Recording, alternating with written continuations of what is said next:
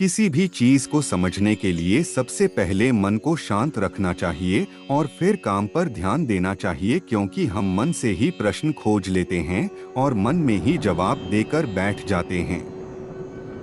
भगवान कृष्ण ने मन को शांत रखने के लिए दो चीजें बताई हैं।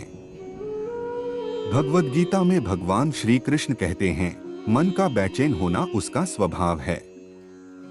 हमारे मन को लगता है कि अगर वह अलग अलग बातों के बारे में सोचता रहेगा तो हमें आने वाली हर मुश्किल और मुसीबत से बचा लेगा, पर ऐसा होता नहीं है।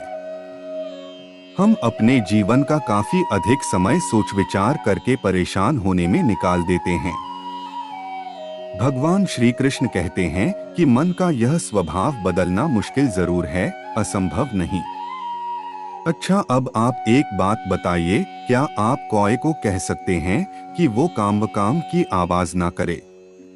या फिर क्या आप किसी मेंढक को कह सकते हैं कि वह पानी देखते ही ऊंची छलांग ना मारे? हमारे मन का भी कुछ ऐसा ही है। जीवन में कुछ भी होता है, अच्छा या बुरा, हमारा मन उस पर काम करने लगता है। काम से मेरा मतलब है चिंता करना, व्याकुल होना। कोई बुरी बात होती भी नहीं है और मन परेशानी की ऊंची ऊंची लपटें लेने लगता है। कभी कभी तो मुझे ऐसा लगता है कि हम में से कई लोग सिर्फ परेशान होने के लिए जीते हैं। सारी परेशानी, पीड़ा, दुविधा अक्सर हमारी मन की बनाई हुई कहानियां होती हैं। भगवान श्री कृष्ण हमें हमारे मन को शांत और स्थिर करने के लिए दो उपाय देते हैं। पहला, ध्यान लगाना या मेडिटेट करना। दूसरा, वैराग्य भाव सीखना। अब ध्यान या मेडिटेशन शब्द सुनते ही आप में से कई लोग कहेंगे कि आप आंख बंद कर सांसें अंदर बाहर नहीं ले सकते। यहाँ हम सब गलती कर बैठते हैं। मेडिटेशन या ध्यान का मतलब सिर्फ आंख बंद कर बैठना नहीं होता। मेडिटेशन का मतलब होता है अपना पूरा ध्यान किसी चीज पर लगाना और उसे हटने नहीं देना। अगर आप रोटी बना रहे हैं तो सिर्फ उस बात पर ध्यान दीजिए। अगर आप पिक्चर देख रहे हैं तो अपना पूरा ध्यान पिक्चर पर लगाएं। यह मत सोचिए कि पिक्चर देखकर आप अपना कितना वक्त बर्बाद कर रहे हैं।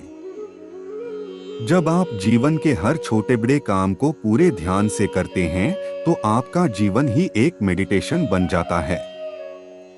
ऐसे जीवन में शांति, स्थिरता, साहस और सफलता का होना अनिवार्य है। वैराग्य भाव दूसरा उपाय। वैराग्य का अर्थ यह नहीं कि आप सब कुछ छोड़कर जंगल में जाकर बैठ जाएं। वैराग्य का सच्चा अर्थ है कि आप जो काम कर रहे हैं उसका क्या नतीजा या रिजल्ट निकलेगा उसकी चिंता ना करें। जैसे अगर आपने कोई इंटरव्यू दिया, आप यह कर सकते हैं कि पूरे मन से तैयारी करें और अपना बेस्ट देकर आ जाएं। वह नौकरी मिलना या ना मिलना आपके हाथ में नहीं है। इस नतीजे के पीछे अलग अलग चीजें हैं जो आपके बिल्कुल कंट्रोल में नहीं। तो जिस चीज के बारे में आप कुछ कर नहीं सकते उसके बारे में चिंता भी ना करें। यही वैराग्य का सच्चा मतलब होता है। और यही है भगवान श्री कृष्ण का दूसरा उपाय मन को चिंता की लपटों से बचाने का।